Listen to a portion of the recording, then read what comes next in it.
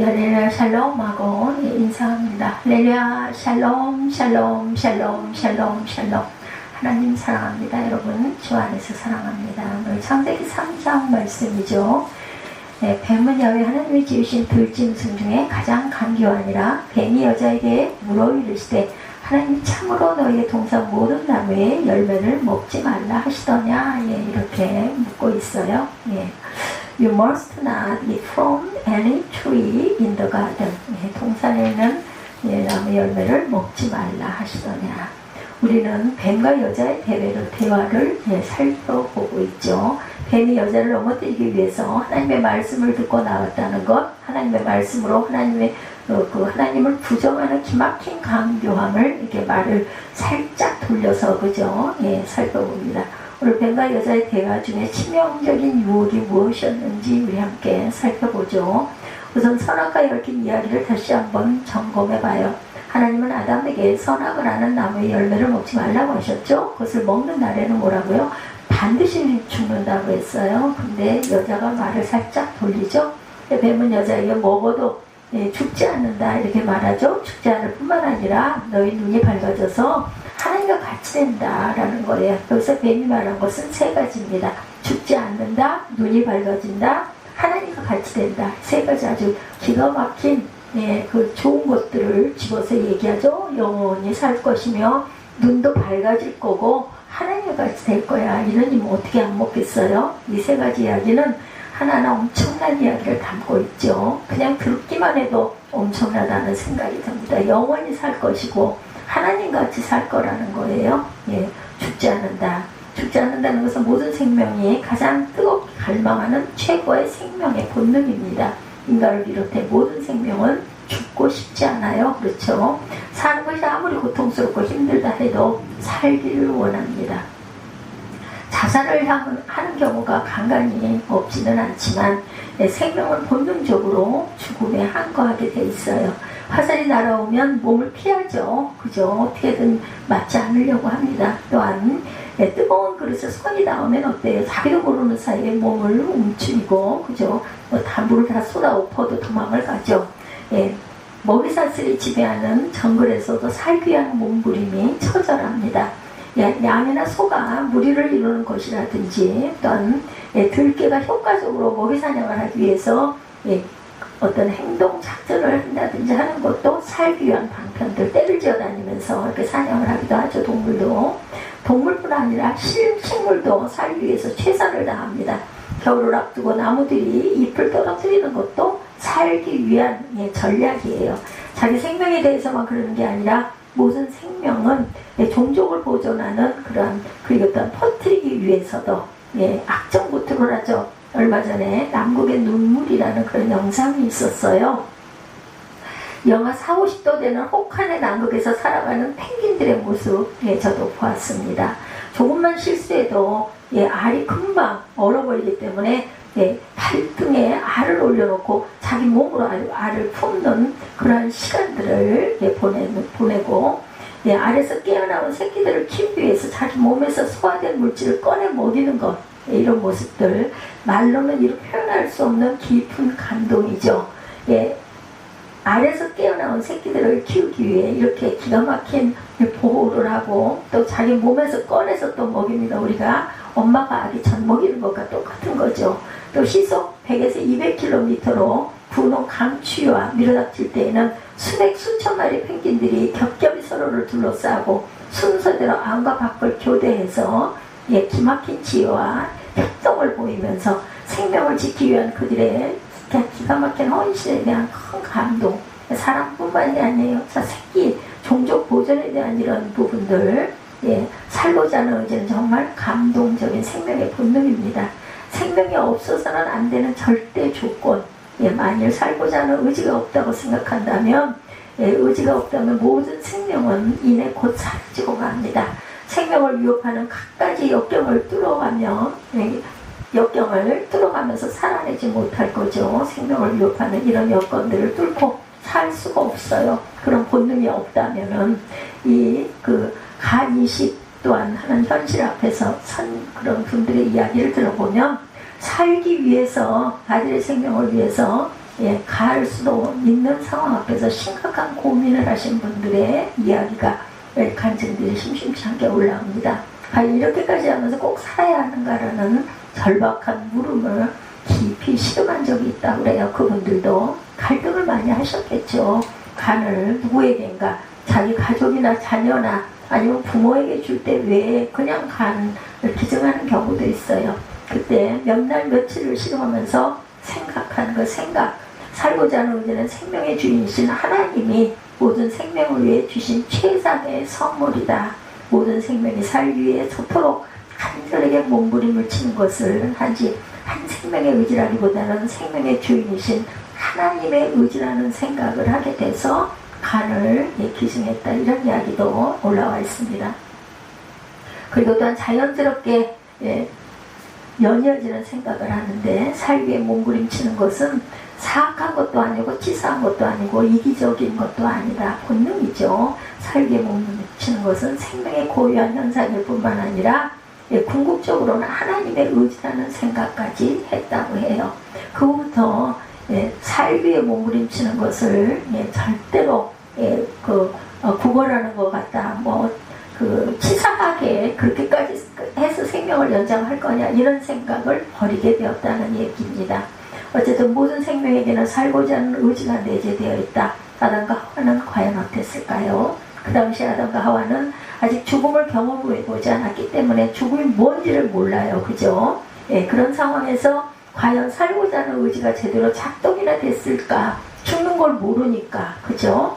아담과 하와가 살고자 하는 의지가 작동했을 것이다. 왜냐하면 본능이니까 죽고 싶지 않았겠죠. 제시할 수 있는 증거, 아담은 이미 하나님으로부터 선악을 알게 하는 나무의 열매를 먹는 날에는 죽으리라 했잖아요. 그러니까 죽는 게 뭔지, 그죠?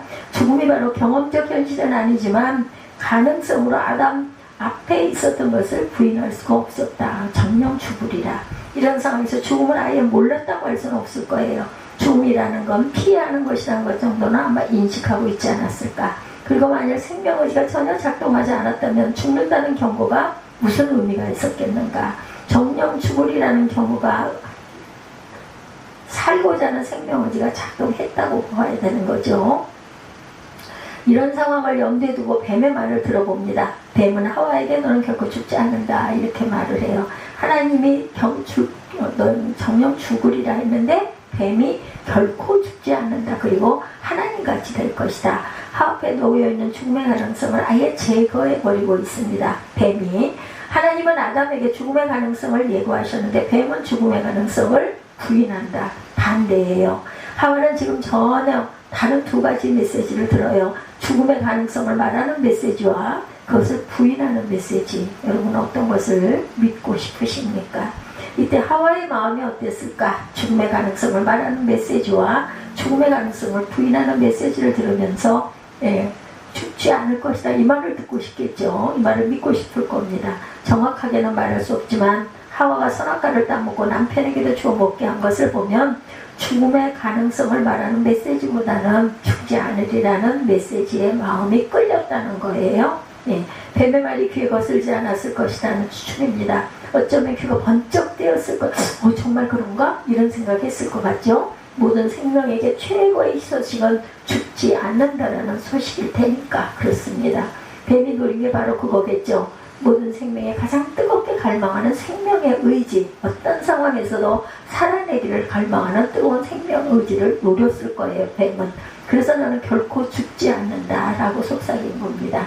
그냥 듣기에는 얼마나 은혜로운 말이에요. 정말 희소식이죠. 귀가 번쩍 뜨이는 축복입니다. 죽음의 가능성을 이야기하는 하나님보다는 훨씬 은혜롭고 따뜻하고 소망이 넘치는 말입니다. 그러나 그것은 여자를 죽음에 빠뜨리기 위한 사악한 꼼수였다는 거예요. 여자를 유혹하기 위한 미끼였습니다. 뱀은 지금도 같은 방식으로 사람을 유혹합니다. 모든 생명, 모든 인간이 갈망하는 최고의 희망이 죽음 없는 영생이기 때문에 사단은 오늘도 죽지 않는다는 희망찬 소식으로 사람들을 유혹하곤 한다. 모든 종교, 모든 이단들을 보면 다들 자기에게 영생이 있다고 말합니다. 영생을 얻는 길이 자기에게 있다고 말하죠. 물론 예수님도 죽음을 넘어선 생명을 약속하셨어요. 요한복음 11장 25, 6절입니다.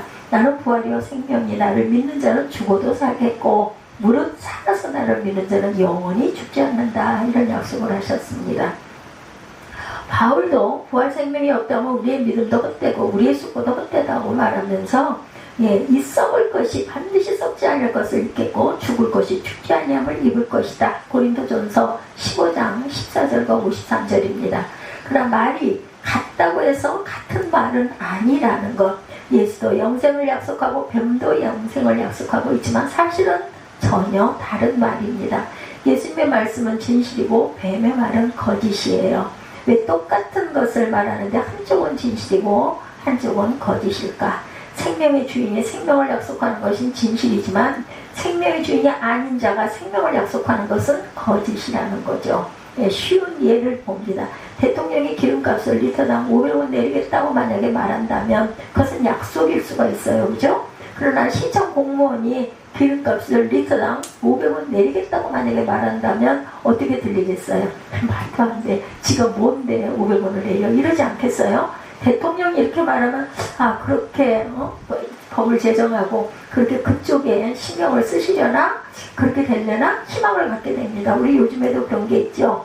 우리들 지역 살리기 화폐 이런 게 또 10만원 정도가 나오는데 40만원까지 나오는데 이런 얘기를 또 들으면 이 소식이라 이러지만 누군가가 어떤 공무원이 그렇게 말한다면 정말 그런가? 정도로 물음표 그러면 좋겠지만 또 그러겠어? 이렇게 생각을 하겠죠. 이처럼 말은 똑같지만 말이 똑같다고 해서 꼭 같은 말은 아니라는 거. 말은 똑같지만 말하는 사람에 따라 진실할 수도 있고 거짓이 될 수 있다. 그런 면에서 뱀의 말은 명백한 거짓이었다. 뱀은 달콤한 거짓을 미끼로 던졌어요. 여자의 마음을 사로잡기 위해 죽지 않는다는 매혹적인 미끼를 던집니다. 근데 예수님은 영생을 미끼로 사용한 적이 없어요. 복음서를 잘 보면 예수님은 한 번도 영생을 미끼로 던진 적이 없습니다. 나를 따르는 자는 영생을 얻는다고 말씀했지 영생을 얻기 원하는 자는 나를 따르라고 이렇게 말하지 않으셨어요. 이것은 비슷한 것 같지만 아주 다르다. 나를 따르면 영생을 얻는다는 말과 영생을 얻으려면 나를 따르라는 말은 비슷한 것 같아도 성격이 다르죠. 앞에 말은 진실고 뒤에 말은 미끼입니다. 앞에 말은 예수가 중심이고 뒤에 말은 영생이 중심이기 때문이에요. 전혀 다릅니다. 그렇기 때문에 예수님은 한 번도 후자의 방식으로 말하시지 않았어요. 그래서 한 가지 분명할 게 복음이 뭔가 하는 거예요. 여러분, 복음은 곧 예수입니다. 복음 뭐예요? 풀어보면 한 문자인데 풀어보면 복된 소식이죠. 복된 소식. 복음의 핵심은 영생이 아니고 예수라는 것. 하나님 나라의 핵심도 영생이 아니고 예수입니다. 예수가 복음이고 예수가 구원이 됩니다. 나를 믿으면입니다. 나를 믿으면. 예수가 복이고 예수가 생명이라는 것 여러분들 잊지 마십시다. 영생을 얻기 위해 예수를 믿는 것은 성경이 말하는 복음이 아니에요. 그것은 하나님을 겸유하는 것이 아니라 하나님과 거래를 하는 겁니다. 믿으면 내가 너 이거 줄게. 너 이거 좀 할래? 내가 뭐 줄게. 제가 어제 그랬습니다. 나 좀 데리러 와. 내가 보너스 줄게. 얼마 줄게. 그리고 제가 장애인 차를 타면 1,500원이지만 내가 5,000원 줄게. 3배를 줄게. 어저께 비가 무진장 쏟아졌잖아요. 차도 부를 수도 없고 오지도 않고. 그런데 그래도 웬일로 내가 비가 딱 개었어요. 그리고 설렁설레 하는 동안 한 15분 그렇게 하는 동안 비가 개었더라고요. 보니까. 그랬더니 데리러 온다 하더니 많이 안 기다리게 하고 거기서 10분 거리도 안 돼요. 직선거리이기 때문에.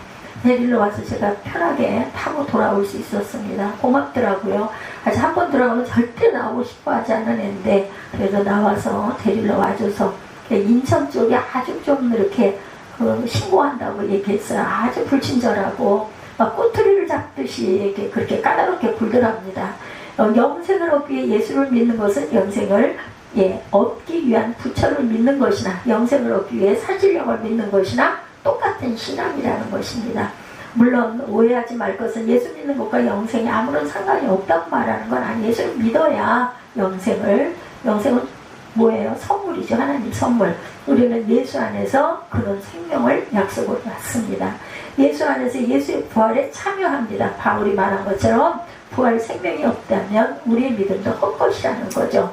저는 이 부분에 대해서 조금 더 양보할 생각이 없는 게, 그럼에도 불구하고 그리스도인이 영생에 매달리면 안 된다. 병고침이나 영생에 지나치게 관심을 갖는 것은 아무리 좋게 말해도 인간적인 그런 욕망을 추구하는 것밖에 되지 않는다. 비슷하게 보이지만 사실은 예수가 뭐예요? 그건 말씀이에요. 말씀이 중요하다는 거예요.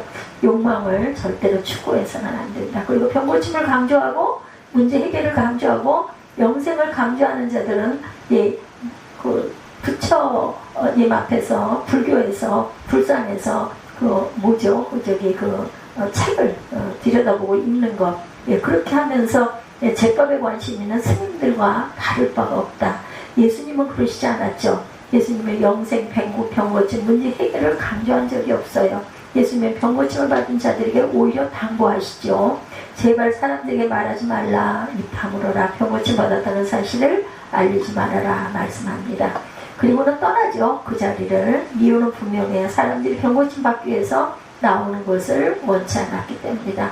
물론 예수님은 병든 사람들을 치유하셨습니다. 각종 병든 자들을 불쌍히 여기시고 치유하셨지만 불쌍해서 치유해 주신 거예요. 그러나 예수님은 사람들이 병고침을 받기 위해 나오는 것은 원치 않았다.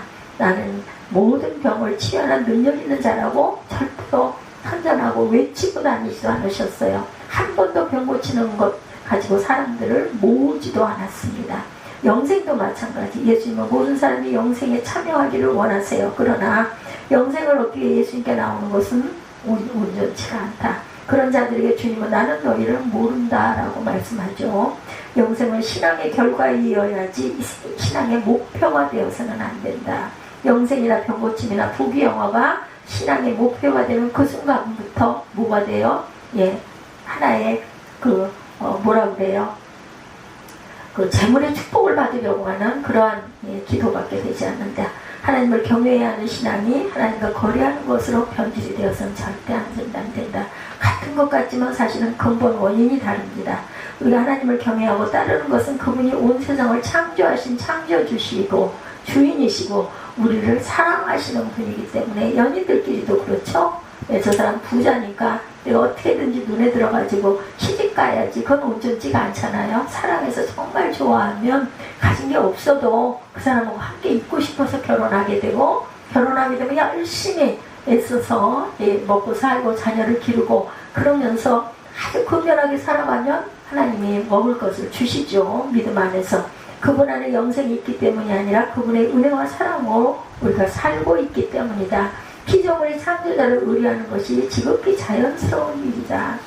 창조주 하나님이시죠. 주인이시기 때문에 만약 이것 외에 다른 이유가 있다면 그것이 영성이든 병고침이든 부귀영화든 간에 그것은 만사 형통이든 마음의 평안이든 세계 평화든 영원 구원이든 다른 이유가 있다면 그것은 예수를 도구로 전락시키는 것이고 신앙을 도구화하는 것이다. 그렇게 해서는 안 되겠다. 바로 그것이 바로 뱀의 방식이다. 근데 교회 안에는 뱀의 방식을 따르는 사람들이 너무너무 많습니다. 에덴 동산에서 죽음의 가능성을 이야기하는 하나님보다 훨씬 은혜롭고 따뜻하고 소망이 넘치는 말을 했던 뱀처럼 오늘날 교회 안에도 매우 은혜로운 말, 귀가 번쩍되어 있는 축복의 말, 하나님보다 훨씬 은혜롭고 따뜻하고 소망이 넘치는 말을 하는 자들이 많이 있어요. 교회 강단에서 선포되는 메시지를 들어보면 하나님과 딜을 하라고 부추기는 내용이 정말 많다는 거 조심해야 됩니다. 어떻게 보면 너무너무 비슷한 것 같지만 그 뭐 달라 이렇게 생각하지만 본질을 우리가 잘 볼 줄 알아야 되겠다. 예수 믿으면 영생을 얻고, 예수 믿으면 병고침도 얻고, 예수 믿으면 부귀영화를 얻고, 예수 믿으면 만사가 형통한다는 이야기들을 너무 많이 한다는 거, 축복받으려면 예수를 잘 믿어야 한다고 말하죠. 물론 전적으로 틀린 이야기는 아니에요. 저는 이제는 좀 뭔가 이렇게 이게 흘러가는 어떤 그런 것들이 보입니다. 하나님의 은혜가, 하나님의 일하심이 이렇게 흘러가는구나. 아까도 제가 잠깐 그런 생각을 했습니다. 교회는 걱정 안 해도 되겠네.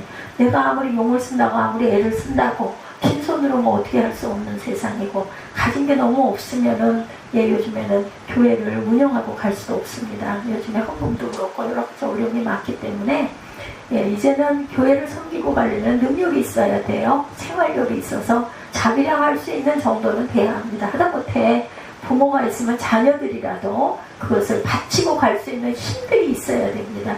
그게 아니고는 아무리 하나님 사랑하는 마음이 있어도 불가능해. 하나님이 힘을 주시고 하나님이 물질도 주시고 하나님이 성령의 능력으로 힘도 주시고 능력도 주시고 또한 여러가지 은사도 주시고 각자마다 하나님의 그릇들이긴 하지만 각자의 그릇들이 참 많이 다르구나, 이렇게도 되는구나, 제가 그런 부분을 봅니다. 근데 그 안에는 하나님이 계셔야 한다는 게 중요합니다. 내가 신학을 해서 박사가 돼서 내가 이렇게 해야지만 그 신학을 하는 과정에서라도 성경을 통해서라도 연구를 하면서라도 성령의 은혜를 체험하고 깨닫고 바뀌어 가야 돼요. 사람이 참 바뀌기가 쉽지 않습니다. 단점이 많죠. 우리 모두에겐 단점들이 많아요. 근데 단점보다 하나님의 은혜가 충만하게 되면 깨닫습니다. 일단은 깨닫고, 제가 지금 주변에서 보고 있는 것 중에 하나가 완전히 바뀌지는 않았지만 깨닫고 이렇게 하면 안 돼, 이건 죄야, 이런 것들이 강하게 각인이 되다 보면 하나님의 방식으로 충만하게 바르게 가려고 노력하는 부분들이 보여요. 아직도 그 사람의 그 타고난 근성이 있기는 해요. 그렇지만 거기에서 그전에는 100%였다면 지금은 그래도 한 60, 70% 정도는 하나님 말씀 방식대로 가려고 애를 쓰는 부분이 보입니다. 그렇게 되면서 박사가 되면 사람들에게, 그 사람은 그게 자기가 해야 할 하나님이 주신 달란트니까 자기가 그 말씀을 펴서 열심히 강의를 하면서, 제가 그 얘기를 했어요. 열심히 전하시면서 그 안에서도 은혜를 받습니다. 깨달음이 있습니다. 다 맞다고. 그전 같아봐요. 그런 말 대답 안 합니다. 근데 그렇다고 전하면서 또 한 번 기억하게 되고, 전하면서 자기가 썼지만, 자기가 직접 써서 프린팅해서 학생들에게 나눠줬지만 자기가 그 말씀을 잘 이렇게 강의를 하면서 본인도 모르는 깨달음이 뭉클뭉클 옵니다. 그게 있어야 하나님이 주시는 은혜예요. 뭐 어디서 베꼈든 뭐랬든 누구 말을, 다른 사람의 책을 가지고 강의를 하는, 지금 뭐 그 소영군 박사님 거 가지고 한다고 제가 얘기를 드려서, 신명기 같은 경우는 호세아는 뭐 어떤 데인지 모르겠지만 호세아 뭐 어떤 책으로 한다는 얘기하고 자기가 본인이 썼다고 얘기를 하더라고요. 정리를 했다고. 이렇게 전하고 증거하면서, 그래서 감사한 건 뭐였냐면, 뭐 우리 교회가 아니어도 뭐 어쨌든 간에 그쪽은 우리 교단 쪽이니까 거기 많은 뭐 한 예를 들어 7, 80명, 5, 60명, 4, 50명, 뭐 MDB가 뭐 40명 이상, 뭐 또 그 학부 4학년이 또 뭐 7, 80명 뭐 이렇다니 적어도 최소한 20, 30명 정도는 건지겠구나. 올바른 길을 깨달아 알겠구나. 그러니까 왜 이제 오셨어요? 그런 그 환호가 왔다는 게 너무나 감사하더라고요. 그 사람은 엄청난, 가정적으로는 자기 구실도 못했고 정말 뭐 인정하고 싶지도 않고 쳐다보고 싶지도 않고 상처도 입혔고 했지만, 그래도 20년 동안을 오면서 그래도 그 길 따라 그래도 하나님의 그릇으로 쓰시려고 하나님께서 붙잡으시고 깨닫게 하시고 그렇게 해서 나가고 있구나. 참 감사하다. 그리고 고맙다. 아직 뭐 굉장히 좀 보면은 막 어깨가 막 힘이 들어가고 이런 건 있지만, 가끔은 밉기도 하지만, 그래도 그나마 나가 떨어질 만큼 신경을 쓰고 열심히 하려고 하는 마음은 있구나. 그게 감사하고, 제가 오늘 오전에도 새벽에 뭐 어쩔 수가 없어요. 그 잠자는 버릇이, 새벽녘에 자서 한 2시간 자고 나면 6시 한 반, 꼭 6시경에는 꼭 깨더라고요. 습관이 돼가지고.